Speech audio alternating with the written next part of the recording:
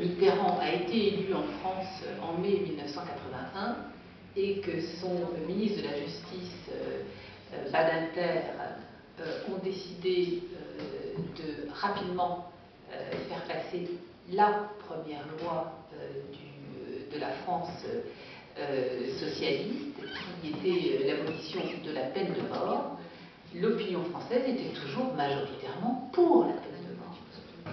Et si vous attendez aux États-Unis que l'opinion publique soit majoritairement contre la peine de mort, il n'y aura jamais d'avancée dans ce domaine. Donc simplement, il faut réfléchir. Moi, je suis professeur de sciences politiques, donc c'est mon rôle de le dire et de le redire. Il est que tout le discours poutinien, et c'était encore frappant ce matin, puisque Poutine a fait son discours devant les deux chambres réunies, et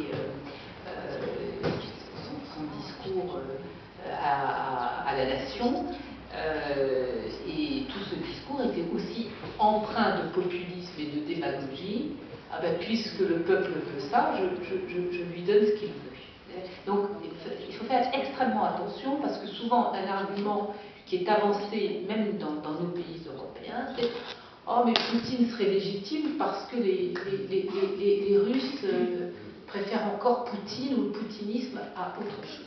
Donc il y a vraiment là toute une problématique qui est très importante et qui explique, il me semble, en bonne partie la situation d'aujourd'hui, c'est-à-dire d'un régime politique qui s'accroche au pouvoir, il n'y a pas d'autre mot. Vladimir Poutine avait quand même eu une occasion excellente l'an dernier de passer la main. Ça faisait quand même plus de 12 ans qu'il était au pouvoir. Il est arrivé au pouvoir en août 1999, comme Premier ministre de Boris Yeltsin, déjà très malade. Il était toujours le chef, même pendant la présidence Medvedev. Donc voilà, il va commencer sa 14e année au pouvoir en août prochain. Mais il a eu l'occasion l'an dernier de ne pas se présenter à la présidence et de quitter de manière pacifique et à peu près digne le pouvoir. Et il ne l'a pas fait. Donc il ne faut pas regarder seulement ce qu'il a fait, mais ce qu'il a aussi choisi de ne pas faire. Donc il a encore une fois refusé une réelle succession. Déjà, Medvedev, ce n'était pas une succession. Pour moi, il a obtenu à l'arraché, de manière en partie malhonnête, il a choisi un 4e mandat. Il est dans son 4e mandat et pas son 3e mandat. Or, il aurait pu faire un autre choix. Et il faut s'interroger sur, évidemment, pourquoi il consolide un système politique où l'alternance est impossible. Et donc, on sait bien quand même que le cœur d'un régime politique démocratique, c'est l'alternance. Et l'institution absolument centrale dans le maintien d'un régime démocratique, c'est le pouvoir judiciaire.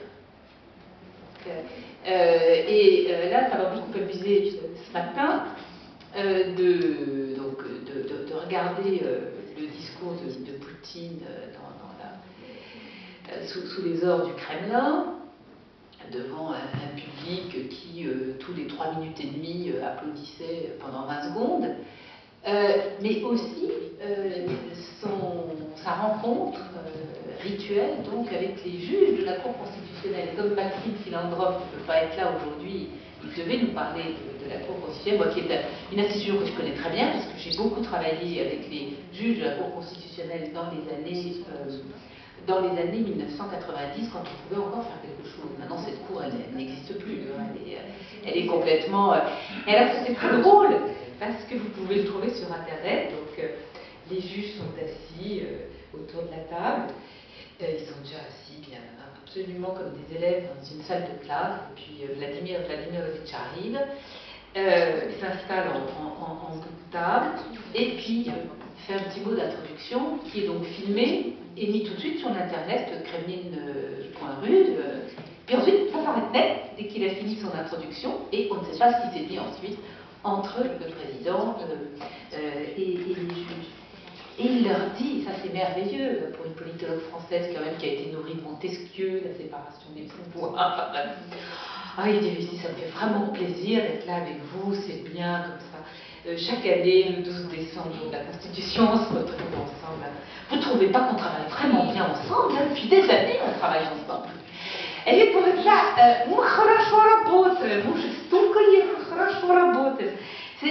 c'est merveilleux, si vous voulez, tout est dit là, hein, tout est dit dans ce... voilà. Je pense qu'il n'y a pas besoin d'en dire beaucoup plus sur le rôle des juges à la Cour constitutionnelle, le problème des autres magistrats. Donc en Russie, il y a un système qui est très complexe, hein, comme le système judiciaire français. Donc on ne peut pas résumer en 3 phrases comment fonctionnent les différentes juridictions, les différents tribunaux. Et puis il y a le niveau local, le niveau régional, il y a le niveau fédéral, il y a les tribunaux militaires, il y a les juges de paix. Mais en tout cas, ce qu'on peut dire, c'est que quand un cas est stratégique, politiquement ou financièrement, les juges sont absolument sous le contrôle de l'exécutif. Hein. Donc, les cas dont on a déjà mentionné, comme les Pussy Riot ou le cas Khodorkovsky et beaucoup d'autres sont là pour le prouver. Et les juges eux-mêmes ne se cachent pas. Hein. Ils disent eux-mêmes qu'ils ont des instructions. Et je vous invite à lire le beau livre de Zoya Svetova, qui vient de sortir en français, sur la justice russe et les prisons russes, qui s'appelle Les innocents seront coupables, qui est sorti chez François Bourrin. La situation d'aujourd'hui, juste peut-être en 2-3 minutes pour ouvrir la discussion et avoir l'avis d'Alexis Makas. La situation d'aujourd'hui, après une année de contestation, et de réelle contestation, c'était une contestation sérieuse sur laquelle nous avons été nombreux, je crois, à écrire, qui est une contestation qui, comme toujours dans les régimes autoritaires, se produit après des élections manipulées. Hein, il y a des dizaines et des dizaines de pays où cela se passe dans le monde, c'est-à-dire qu'il reste un moment dont même un dirigeant autoritaire a besoin, il a besoin de faire appel au suffrage universel. Et donc c'est au moment où les élections se produisent et où on peut prouver les fraudes et les malversations qu'une partie de la société s'émeut d'avoir mis un bulletin dans les urnes et que ce bulletin n'ait pas été respecté. Donc tout cela est classique. La question aujourd'hui est que la société russe, à mon avis, change. Elle n'a d'ailleurs jamais été immobile. Elle change beaucoup plus que le pouvoir ne veut l'admettre. Donc on est dans une situation de nouveau assez classique. Et c'est pour ça que les révoltes dans les pays arabes ont fait peur au Kremlin. C'est qu'il y a une société humaine qui bouge, qui ne peut pas être immobile. Et un pouvoir qui résiste au changement. Écoutez Poutine aujourd'hui, le mot de stabilité, il ne faut rien changer, la stabilité, garder la Constitution. Il a d'ailleurs dit, Alexei, que la Constitution devait rester comme elle est, même s'il s'apprête à peut-être faire passer une ou deux petites révisions, il y en a quand même déjà eu, pour quand même passer les mandats présidentiels de 4 à 6 ans. Mais c'était toujours, je suis là, il ne faut rien changer, voilà, tout va très bien comme c'est. Donc on voit bien qu'on a une sorte de guerre de tranchées entre d'un côté un pouvoir qui ne veut pas prendre le risque de la moindre réforme et du moindre changement, mais qui est face à une société dont une partie grandissante ne veut plus du statu quo, et surtout ne peut plus rester dans le statu quo pour des raisons économiques, sociales ou autres. Donc finalement, la mise en mouvement d'une partie importante de la société, moi je dirais au moins entre 20 à 30%, il y a de personnes qui s'expriment, soit dans la rue, soit sur Internet, pour dire que cette situation ne peut pas durer. Presque un tiers d'une société, dans un régime autoritaire et répressif, c'est beaucoup. C'est beaucoup. Cette partie-là de la société, elle ne peut plus se taire, ou elle ne peut plus se remettre dans une boîte et accepter qu'on referme le couvercle. Et donc, elle voit bien que les élites politiques, les élites administratives et économiques ne sont pas prêtes à proposer des réformes, à proposer des discussions, des négociations, parce que ces dirigeants politiques ne veulent pas prendre le risque de perdre le pouvoir. Ils sont convaincus que s'ils vont vers des négociations et une forme de partage du pouvoir, ils le perdent tout de suite. Et là, je crois qu'ils ont raison. C'est-à-dire qu'ils seront devenus trop illégitimes et trop usés par les années de pouvoir, trop inefficaces sur le plan économique, et que donc, s'ils vont vers des réformes, ils risquent de tout perdre. Ce qui explique d'ailleurs ce qu'Alexis commençait à dire, c'est qu'ils sont dans la contradiction et dans l'ambivalence. Par exemple, on pourra peut-être y revenir tout à l'heure parce que je crois que les questions institutionnelles intéressent. Ils ont été obligés de céder le 15 décembre, il y a un an, au moment où les manifestations étaient très fortes, pour revenir à l'élection directe des gouverneurs dans les provinces et présidents dans les républiques qui composent la fédération. Et puis ils ont reculé avec les fameux filtres présidentiels, etc. Et on a bien vu le 14 octobre dernier où il y a eu, je crois, 2 élections de gouverneurs, ou plus, où déjà tout était sous contrôle. Là, Alexis aussi pourra dire, au fond, Poutine parle de revenir à un système d'élection des députés à la Douma d'État, donc la Chambre basse, qui serait de nouveau un système pour moitié-moitié, c'est-à-dire moitié scrutin uninominal et moitié scrutin de liste. Mais c'est pas clair non plus, on n'est pas tout à fait sûr. Donc au fond, je conclurai là-dessus, Olga, je crois que le paradoxe de la situation d'aujourd'hui, et que j'explique dans mon livre qui est sorti en anglais ces derniers mois, c'est que c'est vraiment le paradoxe des institutions faibles. C'est-à-dire que le pouvoir poutinien a affaibli, voire vidé les institutions publiques, comme par exemple la Cour constitutionnelle ou les chambres du Parlement. Et aujourd'hui, ni le pouvoir exécutif, ni les oppositions ne peuvent réinvestir et utiliser des institutions publiques qui sont presque comme mortes. Alors que quand il y a justement une situation conflictuelle dans un grand pays, il est absolument essentiel de pouvoir faire vivre les institutions, parce que c'est à travers les canaux institutionnels, et j'inclus les médias dans les institutions, j'inclus évidemment la justice, j'inclus le suffrage universel libre, direct et honnête.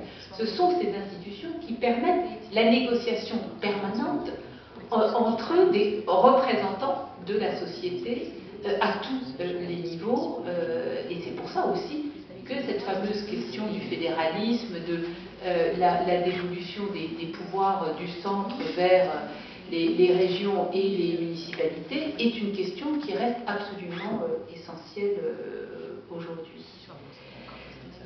Voilà. Merci Marie. Pour conclure cette, je dirais, phase des interventions et passer au débat, aux questions que vous allez me poser, je veux juste rappeler peut-être des lois, des projets de loi qui étaient adoptés en Russie dans cet espace d'une année qui vient de s'écouler. Donc il y a la loi qui a été adoptée par exemple dans certaines régions comme le nôtre avec le gars Chuvachi en 27 novembre 2012 qui presque interdit les manifestations dans les villes. C'est impossible de trouver l'endroit où les citoyens peuvent manifester malgré l'article 31 de la Constitution russe qui garantit la liberté de manifestation ou de rassemblement.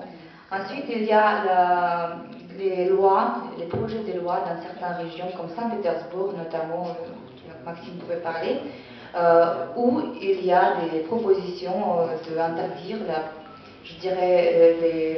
la liberté d'expression sur les sujets d'homosexualité, parce que c'est considéré comme la propagande de sexualité, et c'est interdit la propagande de sexualité, de homosexualisme.